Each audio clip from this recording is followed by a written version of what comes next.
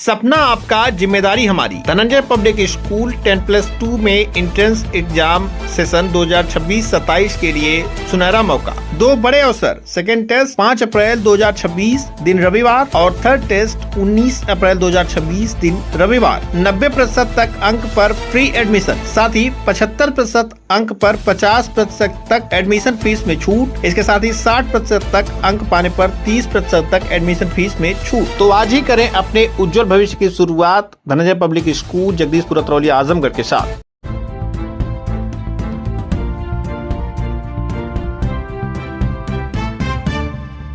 नमस्कार, आप देख रहे हैं तेज न्यूज। मैं हूं आपके साथ विनोद राजभर। आइए शुरू करते हैं खबरों का सिलसिला।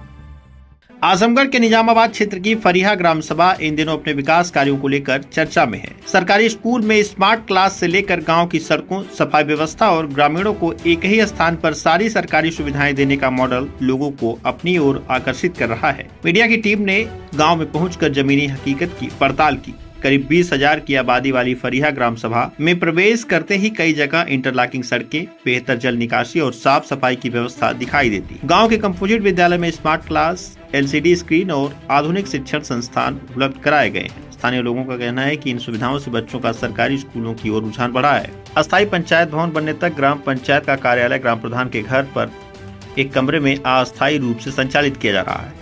यहीं पर जन सेवा केंद्र और आधार कार्ड केंद्र भी संचालित है, जिससे ग्रामीणों को प्रमाण पत्र, आधार और अन्य सरकारी कार्यों के लिए शहर नहीं जाना पड़ता। गांव में घर घर कूड़ा संग्रहण, नालियों का निर्माण, इंटरलॉकिंग सड़कें, आयुष्मान कार्ड, पेंशन और किसान सम्मान निधि जैसी योजनाओं के क्रियान्वयन का भी दावा किया जा रहा है। हालांकि इन दावों का अंतिम मूल्यांकन संबंधित विभाग और ग्रामीणों की प्रतिक्रिया से ही होगा, लेकिन ग्राम प्रधान अबू बकर खान का कहना है कि यदि उन्हें दोबारा मौका मिला तो आधुनिक लाइब्रेरी, खेल मैदान और डिजिटल सुविधाओं के साथ फरिया को एक हाईटेक ग्राम सभा के रूप में विकसित करेंगे। पहले तो आप लोगों का बहुत बहुत स्वागत है कि आप लोग हमारे यहाँ आए देखने की स्थिति गांव की क्या है। मैं ग्राम प्रधान फरिया अबू बकर खान। ये हमारा कंपोजिट विद्यालय है। कंपोजिट विद्यालय में हमने कायाकल्प इसकी की है।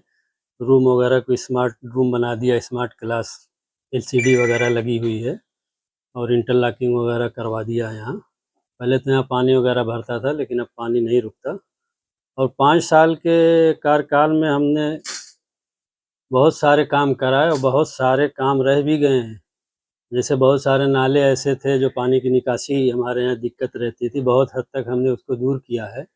और जो रास्ते थे बहुत दिक्कत थी, आने जाने की सुविधा नहीं हो पाती थी, तो रास्ता इंटरलॉकिंग, खड़ंजा इसको करवाया गया है। और जो सरकार की योजनाएं हैं जो जनता तक हमने पहुंचाने की उसकी कोशिश की है। हमारे यहाँ बर वक्त कम 5,000 से ऊपर आयुष्मान कार्ड हम बनवा चुके हैं। 600 से कुछ ऊपर वृद्धा, विधवा, विकलांग पेंशन लोग ले रहे हैं। और जो किसान सम्मान निधि थी हमारे यहाँ बहुत लोगों की रुकी हुई थी। तो कृषि विभाग के अधिकारियों को बैठा के उनका निस्तारण कराया गया। सारे लोगों की किसान सम्मान निधि, जो पात्र लोग हैं उनकी किसान सम्मान निधि उनके खाते में आ रही है रेगुलर। और आगे की योजनाएं हैं जो अभी तक, जो बहुत सारे काम ऐसे हैं जो नहीं रह पाए समय के अभाव में, कुछ काम ऐसे हैं जो छूट गए, उसको करने की कोशिश किया जाएगा। अगर चांस मिला आगे कुछ करने का, तो एक तो पहला काम लाइब्रेरी की स्थापना बहुत ज़रूरी है बच्चों के पढ़ने के लिए। और एजुकेशन पे हम फोकस भी करते हैं, और जो बच्चों की समस्याएं होती हैं उनकी समस्याओं को दूर भी किया जाता है। अगर जानकारी में आती है, वो बताते हैं कि हमारी ये समस्या है, तो उनकी समस्याएं दूर की जाती है, जिस तरह की भी हो, आर्थिक हो या पढ़ाई की लाइन से हो या कॉलेज में कोई समस्या आ रही हो, तो कोशिश की जाती है कि समस्याएं उनकी दूर हो जाए। और खेल का मैदान भी हमने बनवाया हुआ है, उसकी बाउंड्री करवाई हुई है। अभी फुल तो नहीं हो पाया है, लेकिन उसका टारगेट है कि उसको सही ढंग से कम खेल का मैदान हो, जो बच्चे वहाँ जाके खेल सकें। आधार कार्ड सेंटर वगैरह? हाँ, आधार कार्ड सेंटर हमारे यहाँ है ऑफिस पे, अस्थायी पंचायत भवन पे। वो आदमी बैठता है, आधार सेंटर, जो समस्याएं आधार की हैं, नया है, पुराना है, संशोधन है, सारा काम वहाँ पे हो रहा है। आप जिस स्कूल में बैठे हैं, इसको कायाकल्प इस तरह से करवाएं कि ये कॉन्वेंट स्कूलों को टक्कर दे रहा है, तो इसमें कितने बच्चे पढ़ते हैं और इसको आपको सोच कहाँ से आई इसको कॉन्वेंट स्कूल में? इसमें हमारे ग्राम सभा के काफ़ी बच्चे हैं, लगभग 200 से 250 बच्चे हैं बर वक्त। अब एडमिशन भी हो रहा है, तो हमारी सोच यही थी कि जो जैसे हमारे यहाँ दो तरह के, एक ही घर में दो तरीके के व्यवहार होता है।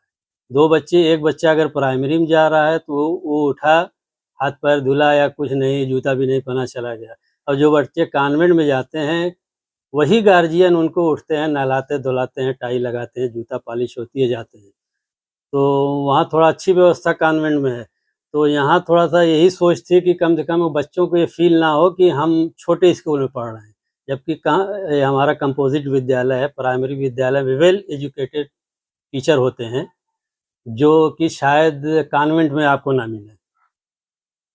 तो मैं सारे लोगों से आपके चैनल के माध्यम से कहना चाहता हूँ, अपने फरिया ग्राम सभा की जनता से और भी ग्राम सभा के, कि वो प्राइमरी स्कूल अगर उनके यहाँ है तो अपने बच्चों को कम से कम अगर 5 तक है या मिडिल तक है तो कम से कम मिडिल तक तो अपने बच्चों को प्राइमरी में ही भेजें। यहाँ फ़ीस भी नहीं लगती, सारी व्यवस्था है, वेल अपडेट रहता है।